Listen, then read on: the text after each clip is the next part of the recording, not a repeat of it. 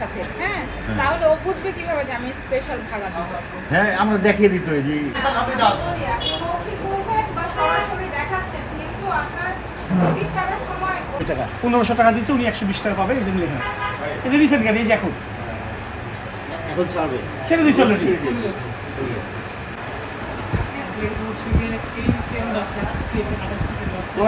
সময় আইসা মোটামুটি 400 টাকা বেশি আছে। আচ্ছা সেটাকে আমরা নিচ্ছি না অনলাইন নিচ্ছে আপনারা নিচ্ছেন? যে অভিযোগ আসে যে অতিরিক্ত ভাড়া আদায়ের অভিযোগের প্রেক্ষিতে এসি ও বিশেষ কি বিশেষ ওদের এসি লেখা আছে না? আপনি আপনাদের তো বিশেষ কি আছে? গাড়ি এই যে সেলা দুনিয়া যাচ্ছে